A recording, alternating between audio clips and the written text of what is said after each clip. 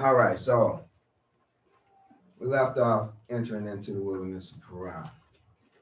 You know, it says in Numbers 10, 11, and 12, and it came to pass on the 20th day of the second month in the second year that the cloud was taken up from off the tabernacle of the testimony, and the children of Israel took their journeys out of the wilderness of Sinai. So they're leaving Sinai. Remember, Sinai spoke to that which is thorny, and the thorns represented the cares of this world. Amen. You know, and so here it is, we're leaving out of Sinai. So, you know, the ones who are leaving, now it's important to note also that some folks died in Sinai. Amen. You know, so, you know, these, you know, and before here, it was the wilderness of sin. You know, folks died in the wilderness of sin. So you had some Israelites that didn't make it out of the wilderness of sin. And you're going to have some Israelites that's not going to make it out of the wilderness of Sinai. Folks died there as well. Amen. You know, and then we come over into the wilderness of Paran. And this is here. It says, and, you know, they took their journeys out of the wilderness of Sinai, and the cloud rested in the wilderness of Paran. So Yah said, this is where you stop next. Now, Paran speaks to an ornament or something that's beautiful or glorious. Now, this makes sense, seeing that Israel had a new look, you know, after being rearranged by Yah in the wilderness. And if you go back to the wilderness of Sinai, you'll see that this is when Yah began to arrange their tribes. You know, he set them, you know, 4 tribes to the east, 4 to the west, 4 to the north, 4 to the south. You know, he put the Levites in the center with the tabernacle in the center of them. You know, so here it is. You know, they got this brand new look. You know, and that look was glorious. You know, it was glorious to the abode that was in the heavens, the abode of Elohim in the heavens, because that is the pattern in which Moshe was taught to make it after. Amen. Amen. And so, you know, it only makes sense that he take them, you know, now that they are beautiful and glorious, he takes them into a wilderness of beauty, a wilderness of glory, you know, and we know what happens in the wilderness, right?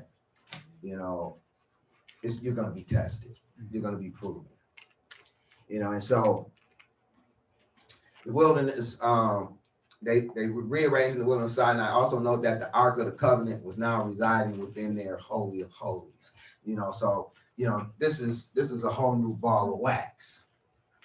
You know, this is a whole new ball of wax. Now they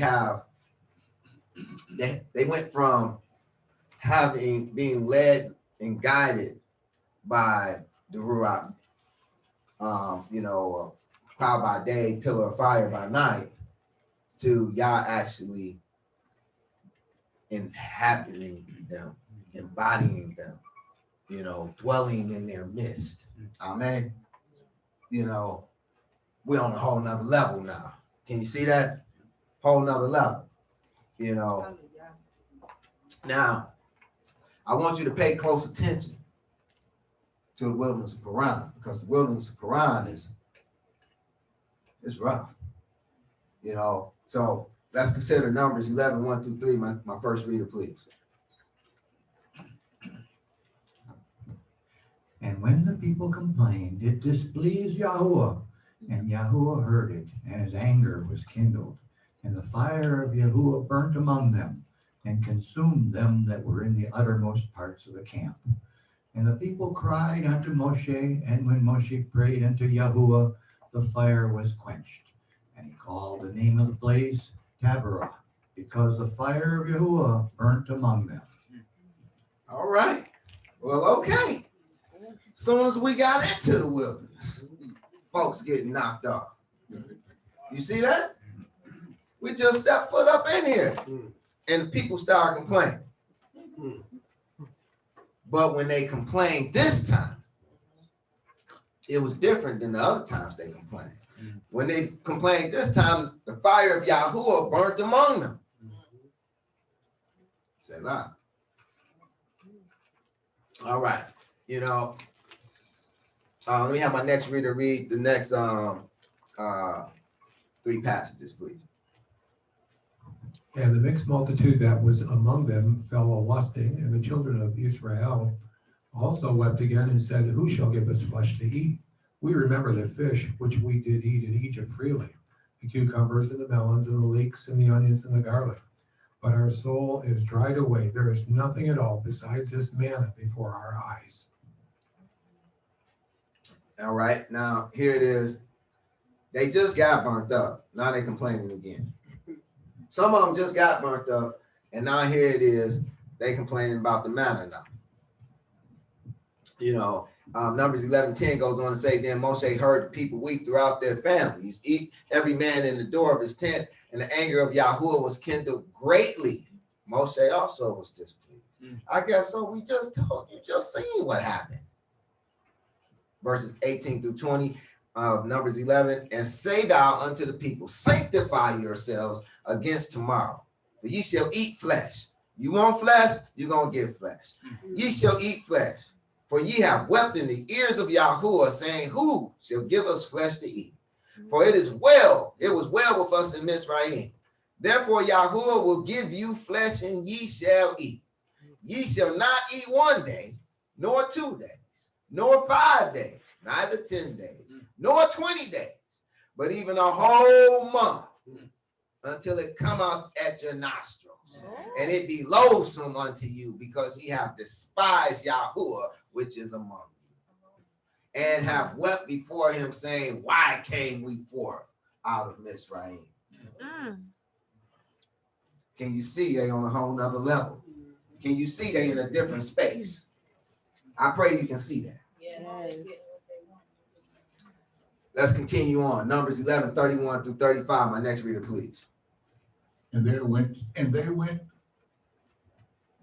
went forth to, They're from forth a wind. and there went forth a wind from Yahuwah, and brought quails from the sea, and let them fall by the camp, as it were a day's journey on the side, and as it were a day's journey on the other side, round about the camp, and as it were 2 cubits high upon the face of the earth. And the people stood up all that day and all that night and all that next day, and they gathered the quails. He had gathered 10 homers, and they spread them all abroad for themselves round about the camp. And while the flesh was yet between their teeth, ere it was chewed, the wrath of Yahuwah was kindled against the people, and Yahuwah smote the people with a very great plague. And he called the name of that place Kibroth Hattaavah, because there they buried the people that lust.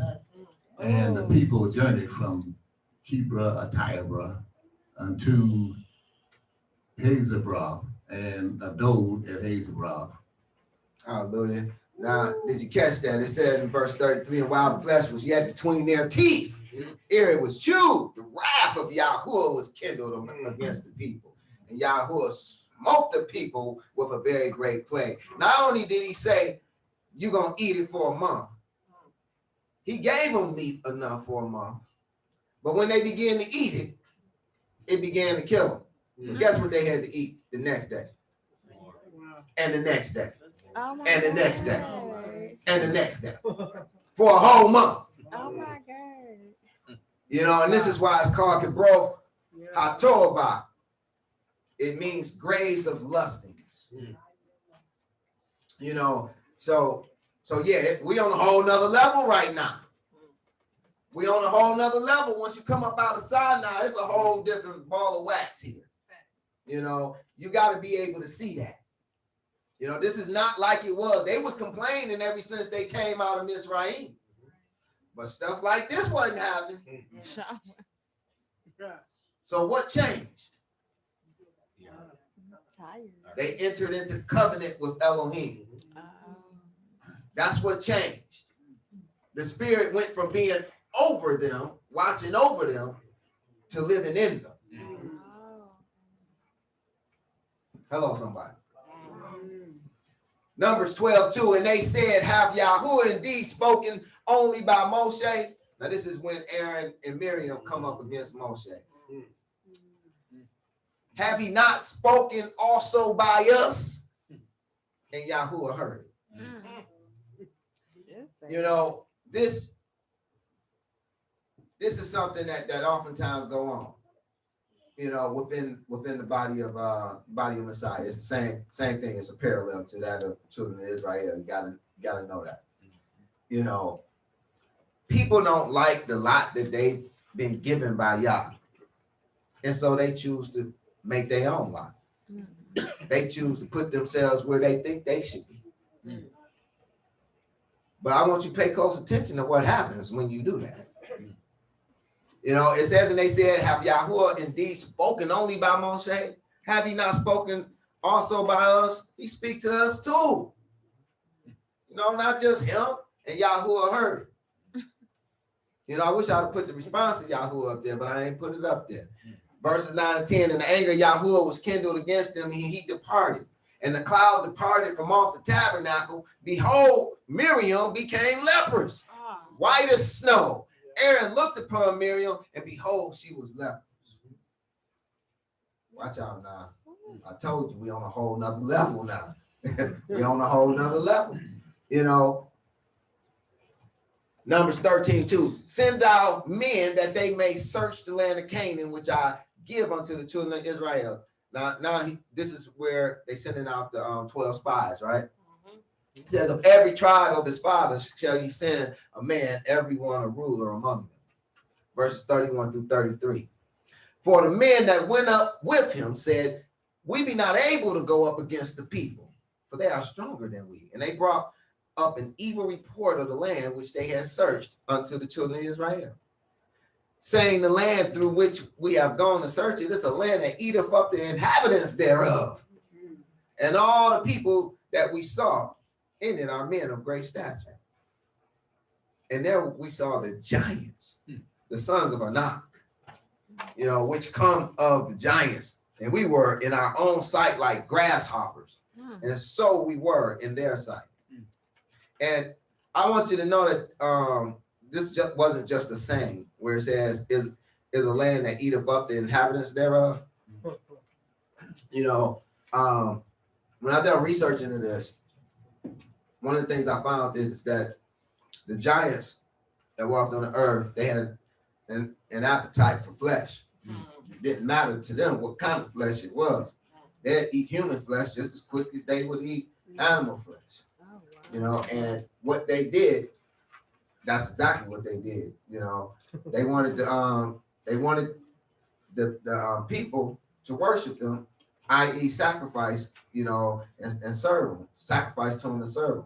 You know, well, you know, they wanted them to sacrifice so that they can have some barbecue every day. You know, and when they got tired of doing that, then, you know, okay, well, you're not gonna feed us no more of your good lamb and your good beef and your good goat. Well, we're gonna eat you then. That's what was happening. So when it says it is a land that eateth up the inhabitants thereof, you know, that's not just a colloquialism. You know, I just wanted to throw that out there, you know, because it is evidence of that. You know, Numbers 13:33, and there we saw the giants. Oh, I said that already. And so here it is. They appeared as grasshoppers before him, and they say, and we look like grasshoppers even to them. You know, so you know these must have been some big guys, right? You know, now it continues on, and it says, and all the children of Israel murmured against Moshe and against Aaron.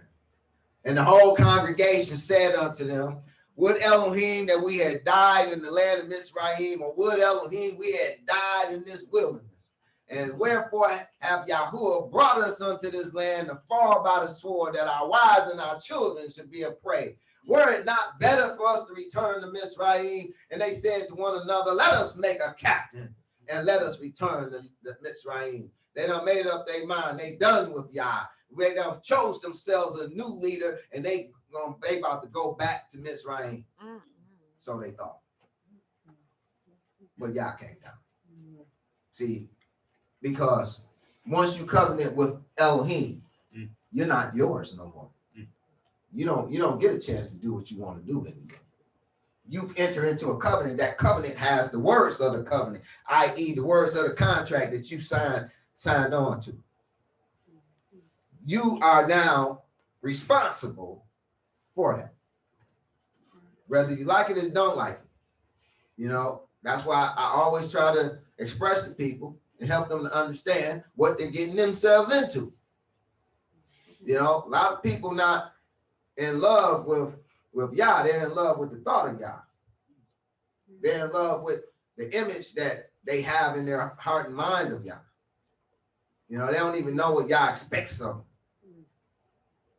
You know, nevertheless, they sign on the dotted line without reading the fine print. You need to know what you're making yourself responsible for, because if you don't do it, there's dire consequences. Selah. Selah. You know, so this is what they did. They made themselves a captain, and they decided they're gonna turn to Mitzrayim.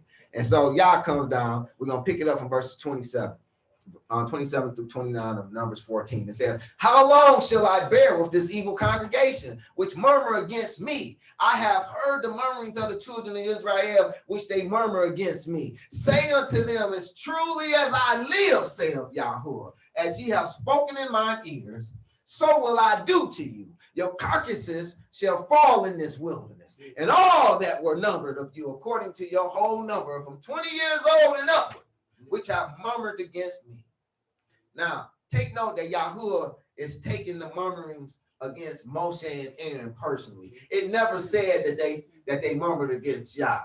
It said it in the same vein that it said all through the time from when they left Mitzrayim. They came up against Moshe and against Aaron. But what is Yah saying? Against me. Against me. You have spoken in mine ears. You murmured against me. See the difference? There's a difference from when they first left up until the time when they come up out of Sinai. When they enter into Paran, they are supposed to be this thing of beauty. They are supposed, what makes them beautiful is Yah is dwelling within them. What makes them beautiful is they're a covenanted people of Elohim. What makes them beautiful is they have his Torah, his statutes, his judgments, his decrees. That's what sets them apart from any other people on the planet. That's what makes them beautiful. And they're tarnishing that beauty every time they murmur, every time they complain. You know, and it's not against Yah's leaders, it's against him because he's dwelling in their midst. Different ball of wax. Different scenario. I pray you can see that. We're going to continue on. Numbers 14, 32 through 37. My next reader, please.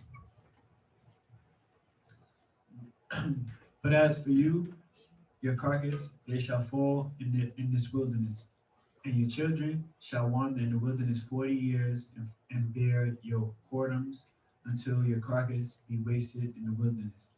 After the number of the days in which ye search the land, even 40 days, each day for a year, shall ye bear your iniquities, even 40 years, and ye shall know my breach of promise. I, Yahuwah, have said, I will surely do it unto all this evil congregation that are gathered together against me. In this wilderness they shall be consumed, and there they shall die. And the men which Moses sent to search the land, who returned and made all the congregation to murmur against him by bringing up a slander upon the land, even those men that did bring up the evil report upon the land died by the plague before Yahuwah. Did you hear that? Yeah. You know, now I want to ask a question. I want to ask a question. It's not a trick question. I promise you, it's not a trick question. You know, So they were to spend the next 40 years in that wilderness, right? What type of people would you call those that was in that wilderness, that had to be in that wilderness, the ones that had to die in the wilderness? You know, what would you call them? Yes, they were stiff necked, but that's not what I'm looking for.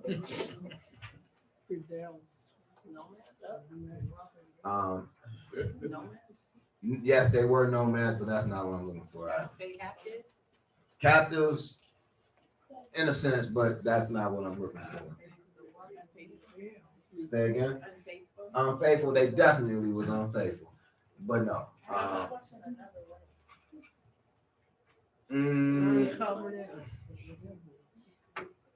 Considering what y'all just told them, what type of people would you call them? Oh, they're dead. Dead.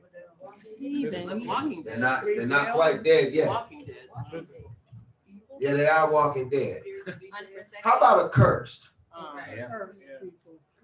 How about an accursed people?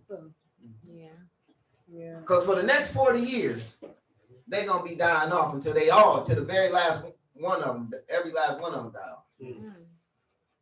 Said for every one that they numbered from 20 and over, which we're talking about 600,000 plus people, plus women. So we're talking about, you know, a minimum of 1.2 million. Minimum.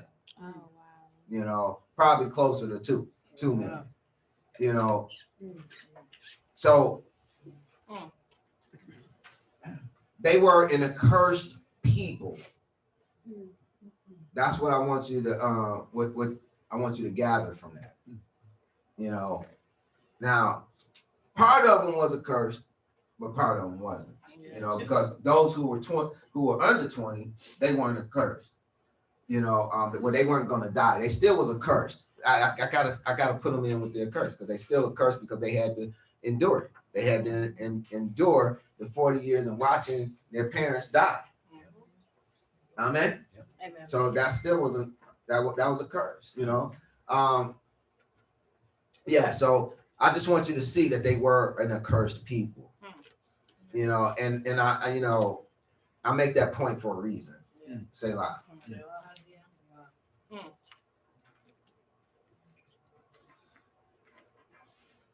All right. Then we jump down to number 16, 20 through 22. It says, and Yahuwah spake unto Moshe and said, and unto Aaron, saying, separate yourselves from among this congregation, that I may consume them in a moment. You know, we didn't do 1 through 4. Never mind. Let's go back up 16, 1 through 4. Now Korah, the son of Izhar, the son of Kohath, the son of Levi, and Dathan and Abiram, the sons of Eliab, and On, the son of Peleth, the sons of Reuben, took men. And they rose up before Moshe with certain other children of Israel, 250 princes of the assembly, famous in the congregation, men of renown. And they gathered themselves together against Moshe and against Aaron, and said unto them, ye take too much upon you, seeing all the congregation are holy, every one of them, and Yahuwah is among them. That should sound familiar after we just read about Miriam and Aaron. Amen. Yeah. Wherefore then lift ye up yourselves above the congregation of Yahuwah. And Moshe heard it, and he fell on his face. Now here it is. We had another example of some folks not being satisfied with their lot. Now here it is. Korah, you know, he was actually a Levite, but he felt he should have been a priest. Hello, somebody. He had an exalted position. Yah had put him in an exalted position, but he wanted to be even more so. Now, Reuben's sons, you know, now here they had a gripe, and they had a more of a legitimate gripe. You know, according to the culture of Mitzrayim and many other ancient cultures, the firstborn will become the priest of the family. And so this is why you see it's speaking about Dathan in the Bible, you know, and them being the sons of Reuben. Reuben was the firstborn. And so they're like, you know, hey, that's supposed to be our spot. You know, Moshe and Aaron took it for their own family. You know, and Korah like, yeah, but they ain't include our father's whole house. They just included their house. You see how that going? You know, they just included their house. Who the heads of Israel? Aaron, Moshe, Aaron, and Miriam. You know, all from the same parents. You see that? So they like, no, this is a conspiracy going on around here. You know, they don't took more on themselves than, you know, I don't think y'all did this, you know. They were wrong. They were wrong. You know, this was all y'all's doing. You know, be satisfied with your lot. You know, y'all knows how to put you where he wants you to be. And if he wants you to be somewhere else, he'll put you somewhere else. Don't force it. You know, let's jump down to verse 20 through 22 and see what happened. It says, and Yahuwah spake unto Moshe and Aaron, saying, separate yourselves from among this congregation, that I may consume them in a moment. And they fell upon their faces and said, oh Elohim, oh the Elohim of Rukot, of all flesh, shall one man sin, and wilt thou be wroth with all the congregation? Yeah, because they were all one man to him. They were all one to him. And that's why he did that. So that's important. There's a lot of important stuff taking place here in this wilderness of Paran.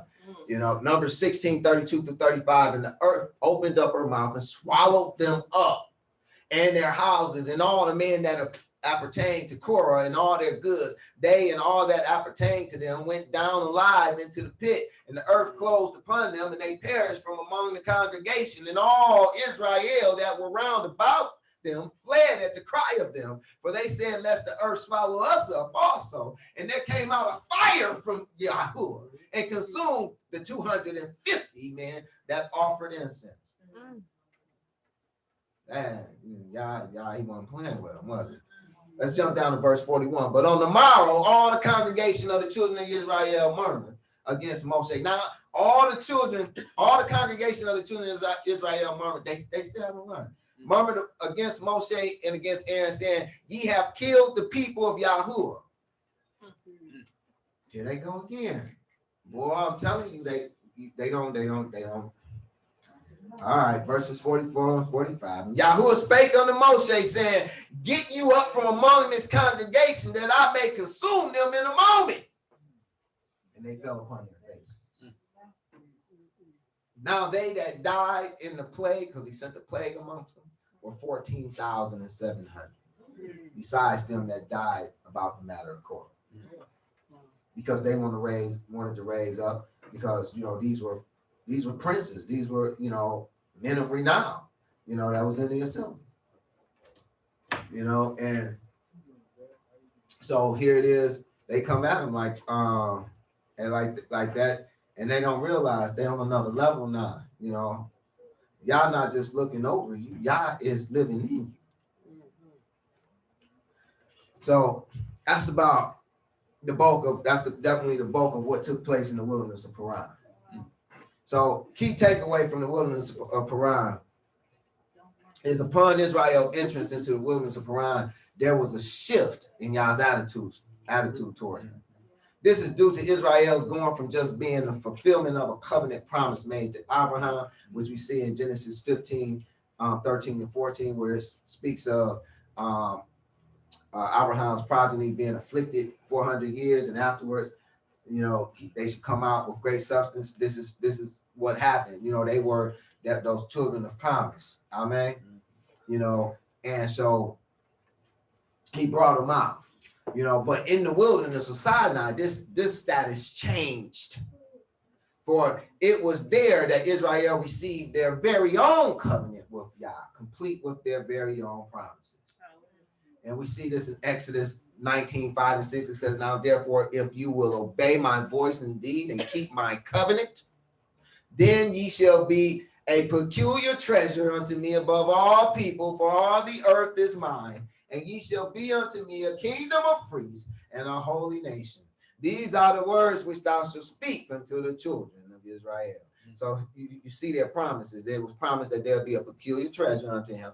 You know, it was promised that there'll be a kingdom of priests and a holy nation. Amen. You know, verse 45, Exodus 29:45, and I will dwell among the children of Israel and will be their Elohim. See, and this is the whole thing.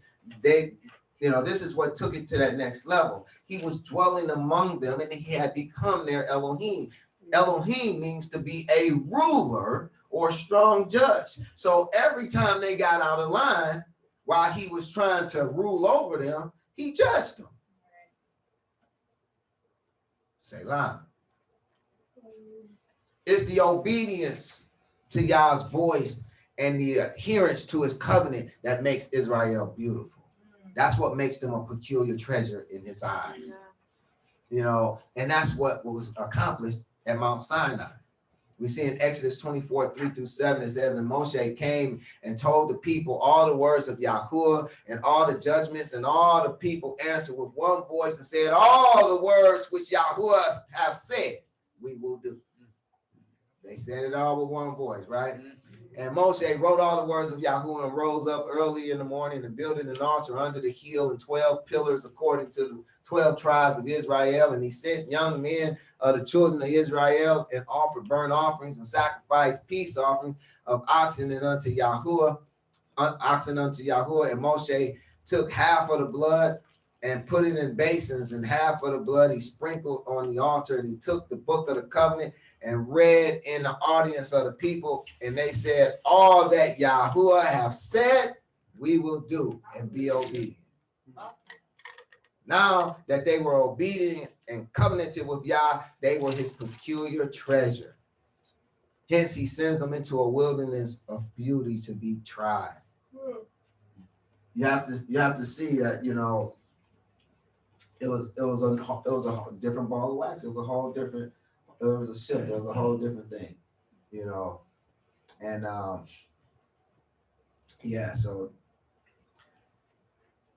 things took quite a shift, you know. And I thought we was gonna get through this today. Don't look like we're gonna get through. So I'm gonna have to say to be continued again. Hallelujah.